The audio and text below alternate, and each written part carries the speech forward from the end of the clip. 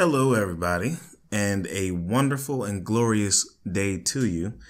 My name is Riley Withack. I am today going to talk about living the dream.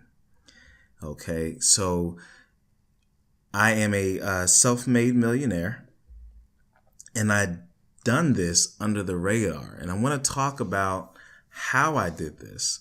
So far under the radar that my family at one point did not know that I was a multimillionaire. There were just certain things that I was doing or have done in the physical realm that passively made the income to where I was a multimillionaire before I knew it, and just never had to dive into those funds until later. But I'm going to do a unedited approach to this topic today. So forgive me if I stumble upon words, or even if the volume of the mic or the volume of my voice changes. I'm sitting down now, but I like to get up and kind of, just walk and express. I'm very expressive, and if you've been to any one of my seminars, you would know. But I want to talk about just how to live your dream. Now, a lot of you all that are listening, you've heard many different authors, motivational speakers, philosophers that, have their own principles and own teachings or way of teaching it. And when you kind of break down, especially if you've been in the game long enough to know, if you've read many books, and you've been in that type of self-help motivational period in your life, or had multiple periods in your life, then you would tend to realize that a lot of this that you're learning is the same. And I like to kind of compare it to religion. You have different denominations, and you have different books, different beliefs, but sometimes those core beliefs, most times, are the same. It's just how it's written, the context that it's in. And then you have, of course, those that actually teach it, the difference in the actual teachers.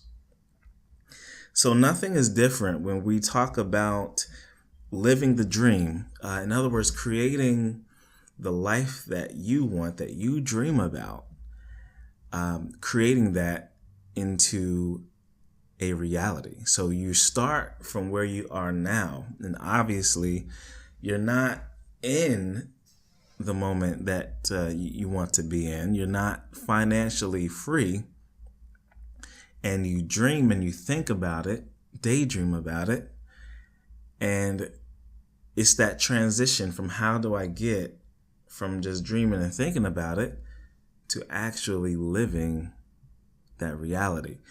And the way that I've learned, the way that I've researched things that worked for me in my life, we'll talk about, certain things that have helped me. And truly, this is for helping. I want to help someone. If it's one person, awesome. If it's, a million people, then great. That's wonderful. So if we can just go ahead and start, affirmations is something that is constantly taught. It's constantly, you'll find that in any self-help, wealth, growth book or seminar that you attended or book you purchased, and you'll find that affirmations are pretty consistent. And why? Because it's important. I've studied a lot. There's some authors that made more impressions or imprints on me more than others, and that of John Kehoe, and you have Tony Robinson, You know, there's several others, but just to mention a couple, we could be here all day talking about the different authors that are out there that teach the same topic. Affirmations are extremely important. I feel that a lot of people are doing it wrong because I was doing it wrong. The way that I was doing it wrong was I was not practicing it. And I think that is the missing piece a lot of us tend to forget, tend to just, life. We just allow life to kind of set in, or we fall back into that rat race, so to speak, and we fall back into the regular safe cycle, and we don't consistently spend the time that we need on our affirmations. So when we talk about affirmations, for those that don't know, it's when you are saying, I am wealthy. I am honest. I am loving. When you're making these declarations, you're affirming your reality as if it's true, as if it's now in the present tense.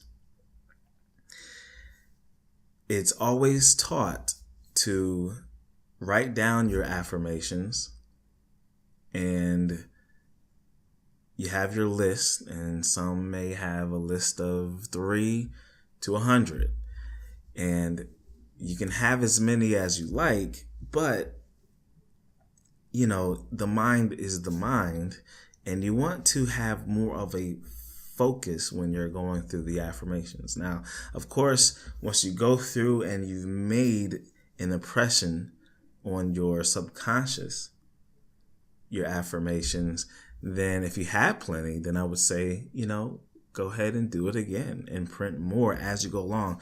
If you have, over 5, I'd say, hey, let's go ahead and dial it down a bit. Write them all out, but let's choose some at a time. Okay. Now, as we go along, the different ways I found helpful to affirm, and I think it should be practiced. So, you want to take time out of your day. You want to take 10 to 15 minutes a day. If you have more, wonderful. 10 to 15 minutes every day, and follow a repetitious process of how you are affirming, or how you're going to manifest the dream into reality, the things that you desire. And most of us, if not all of us, we want to be millionaires. We want to be multimillionaires. We want the freedom to do whatever we want, to go anywhere we want to go, to buy anything that we want with no worries. And we want to do that, and also in a way that we are uplifting and helping our families and those that are in need.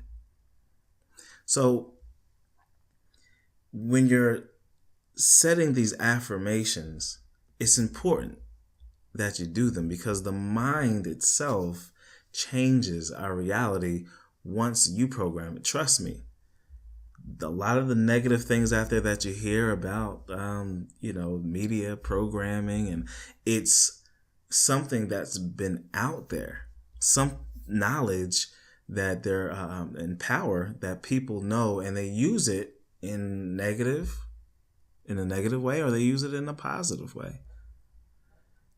Subliminal messages, things like that, because they know the power of the mind.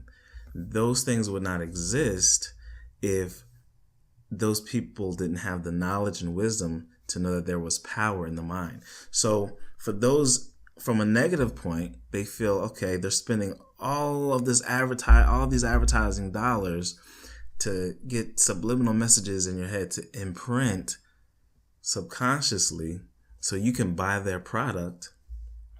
They do it through vision. You can see it, sound, you can hear it. Sometimes it's smell.